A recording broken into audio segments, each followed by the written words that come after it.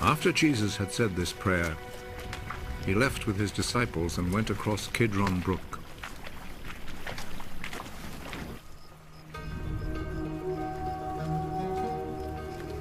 There was a garden in that place, and Jesus and his disciples went in.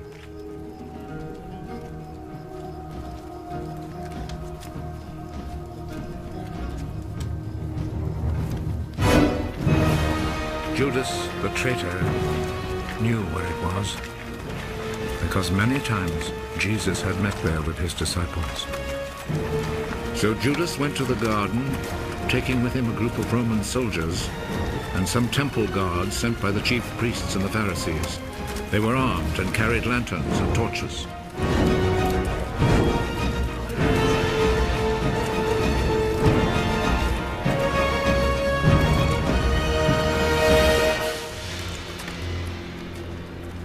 Jesus knew everything that was going to happen to him, so he stepped forward and asked them, "Who is it you are looking for?" Jesus of Nazareth. Judas the traitor was standing there with them when Jesus said to them, "I am he." They moved back and fell to the ground.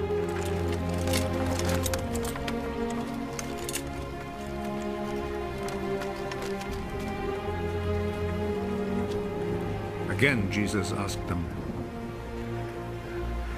"Who is it you are looking for?" Jesus of Nazareth.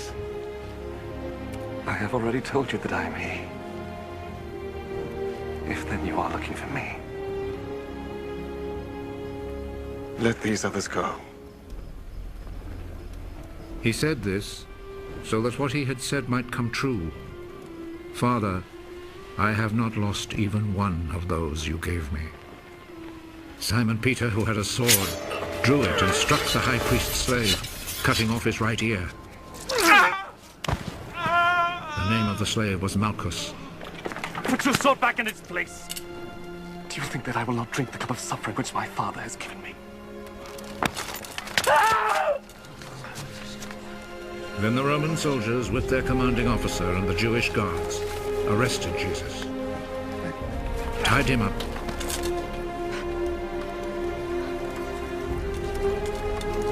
and took him first to Annas. He was the father-in-law of Caiaphas, who was high priest that year. It was Caiaphas who had advised the Jewish authorities that it was better that one man should die for all the people.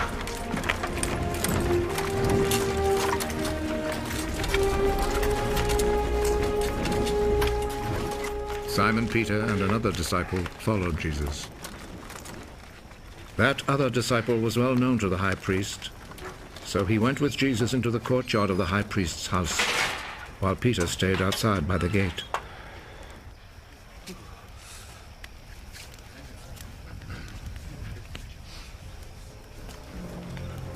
Then the other disciple went back out, spoke to the girl at the gate, and brought Peter inside. Aren't you also one of the disciples of that man? No, I'm not. It was cold, so the servants and guards had built a charcoal fire and were standing around it, warming themselves. So Peter went over and stood with them, warming himself. The high priest questioned Jesus about his disciples and about his teaching. Jesus answered, I have always spoken publicly to everyone. All my teaching was done in the synagogues and in the temple where all the people come together. I have never said anything in secret. Why then do you question me? Question the people who heard me. Ask them what I told them. They know what I said. How dare you talk like that to the high priest?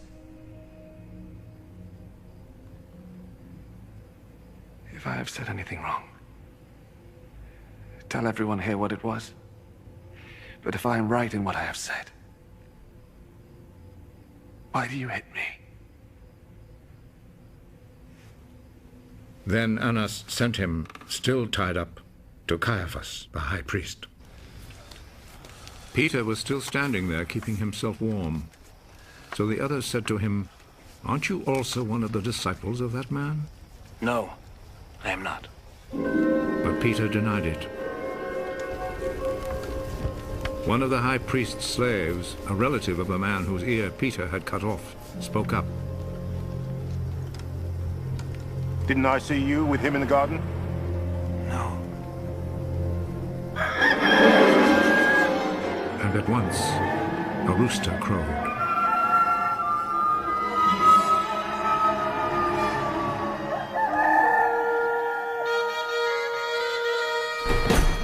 Early in the morning, Jesus was taken from Caiaphas' house to the governor's palace. The Jewish authorities did not go inside the palace, for they wanted to keep themselves ritually clean in order to be able to eat the Passover meal. So Pilate went outside to them and asked, "What do you accuse this man of?" We would not have brought him to you if he had not committed a crime. Then you yourselves take him and try him according to your own law. We are not allowed to put anyone to death. This happened in order to make come true what Jesus had said when he indicated the kind of death he would die.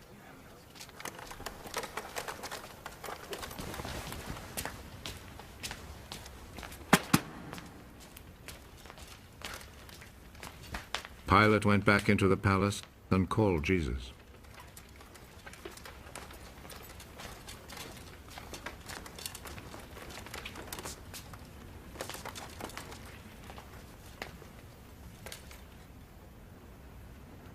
Are you the king of the Jews?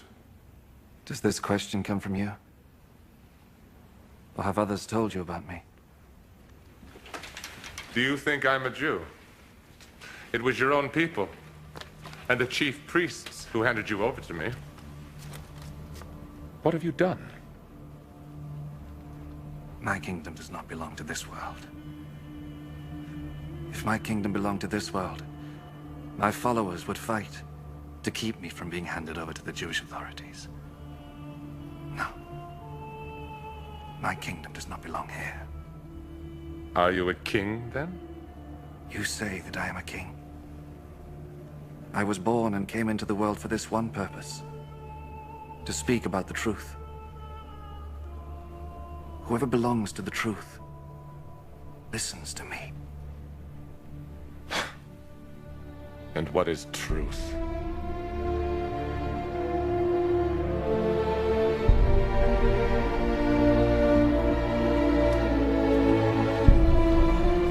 Then Pilate went back outside to the people and said to them, I cannot find any reason to condemn him, but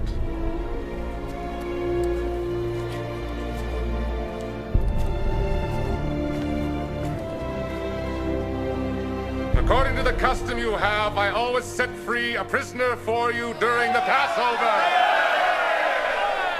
Do you want me to set free for you the King of the Jews? They answered him with a shout. Give us Barabbas! Give us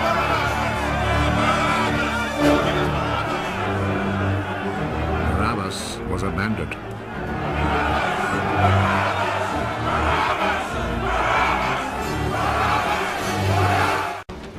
Then Pilate took Jesus and had him whipped. The soldiers made a crown out of thorny branches and put it on his head.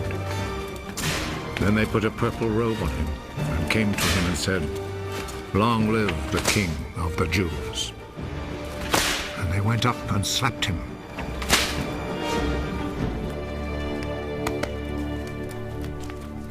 Pilate went back out once more and said to the crowd,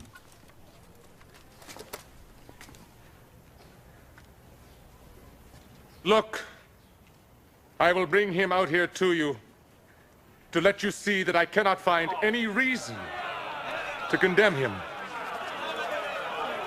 Look, here is the man. So Jesus came out, wearing the crown of thorns and the purple robe. Crucify him! Crucify him!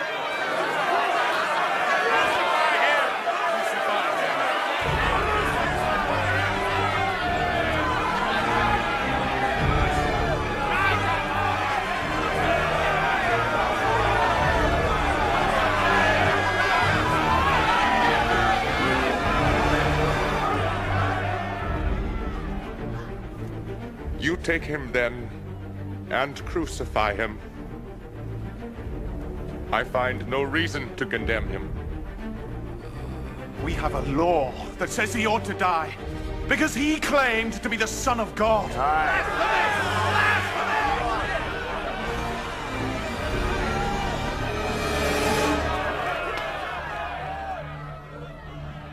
When Pilate heard this, he was even more afraid.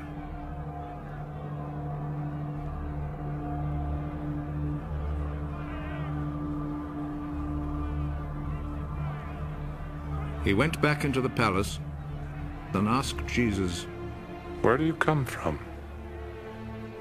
but Jesus did not answer. You will not speak to me. Remember, I have the authority to set you free, and also to have you crucified. You have authority over me. Only because it was given to you by God. So the man who handed me over to you is guilty of a worse sin. When Pilate heard this, he tried to find a way to set Jesus free. If you set him free, that means you are not the Emperor's friend.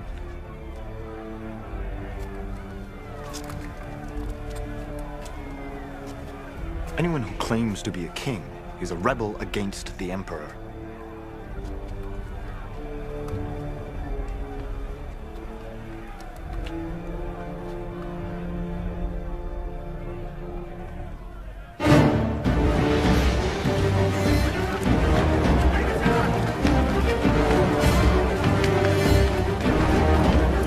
When Pilate heard these words, he took Jesus outside and sat down on the judge's seat in the place called the Stone Pavement. In Hebrew, the name is Gabbatha.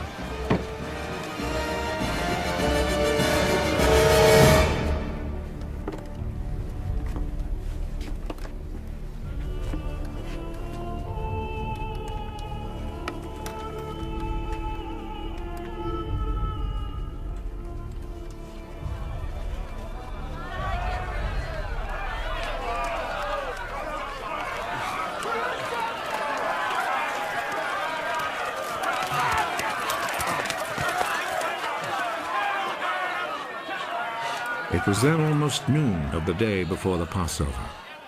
Pilate said to the people, Here is your king. Kill him.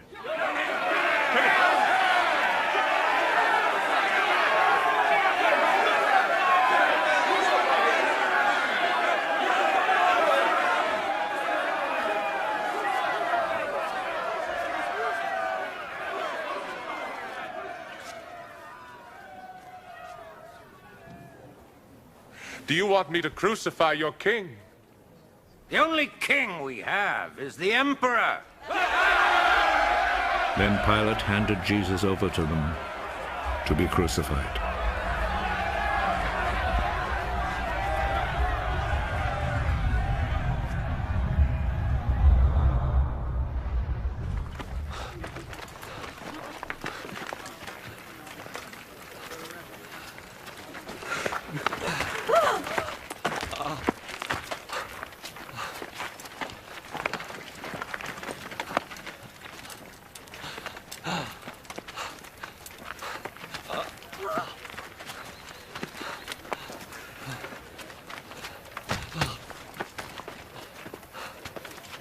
So they took charge of Jesus. He went out, carrying his cross, and came to the place of the skull, as it is called. In Hebrew it is called Golgotha.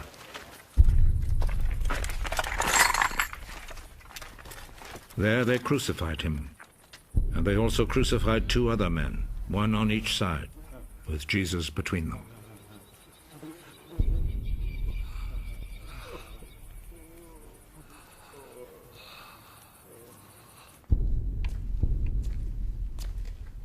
Pilate wrote a notice and had it put on the cross. Jesus of Nazareth, the King of the Jews, is what he wrote.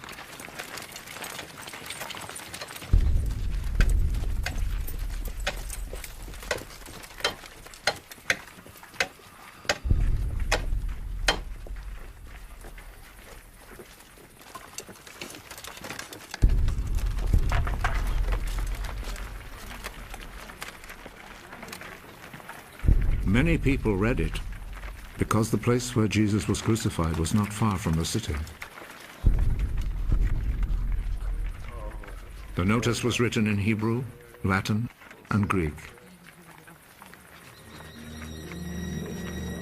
The chief priest said to Pilate, "Do not write the King of the Jews, but rather..." This man said, "I am the king of the Jews." What I have written stays written.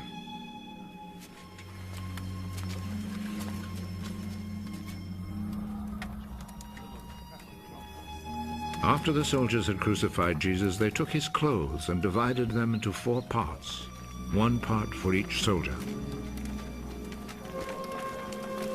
They also took the robe, which was made of 1 piece of woven cloth without any seams in it. The soldiers said to one another, "Let's not tear it. Let's throw dice to see who will get it." This happened in order to make the scripture come true. They divided my clothes among themselves and gambled for my robe. And this is what the soldiers did. Standing close to Jesus' cross were his mother's sister, Mary, the wife of Clopas, and Mary Magdalene. Jesus saw his mother and the disciple he loved standing there. He is your son. Then he said to the disciple, She is your mother. From that time, the disciple took her to live in his home. Jesus knew that by now everything had been completed. And in order to make the scripture come true, he said,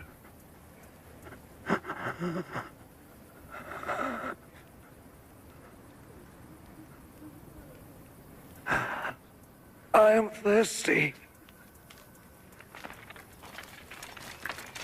A bowl was there, full of cheap wine. So a sponge was soaked in the wine, put on a stalk of hyssop, and lifted up to his lips.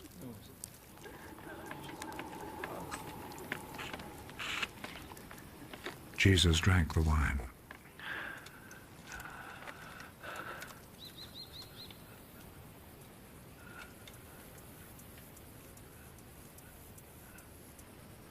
It is finished. Then he bowed his head and gave up his spirit.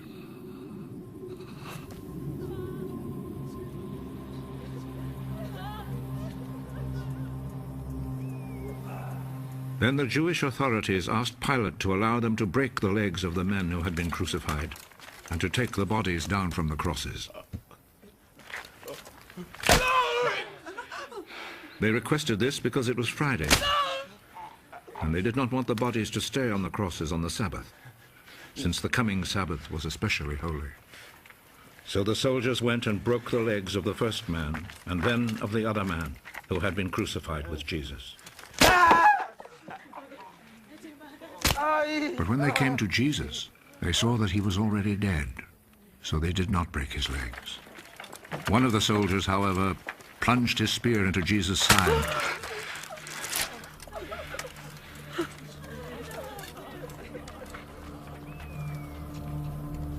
And at once, blood and water poured out.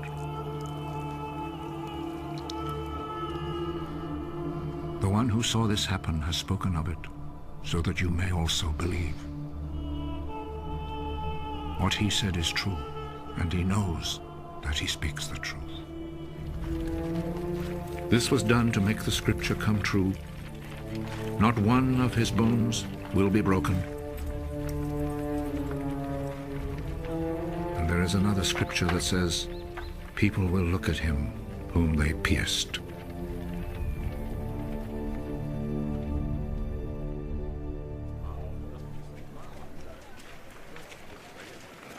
After this, Joseph, who was from the town of Arimathea, asked Pilate if he could take Jesus' body. Joseph was a follower of Jesus, but in secret because he was afraid of the Jewish authorities. Pilate told him he could have the body, so Joseph went and took it away. Nicodemus, who at first had gone to see Jesus at night, went with Joseph. taking with him about 100 pounds of spices, a mixture of myrrh and aloes. The two men took Jesus' body and wrapped it in linen cloths with the spices, according to the Jewish custom of preparing a body for burial. There was a garden in the place where Jesus had been put to death, and in it there was a new tomb where no one had ever been buried.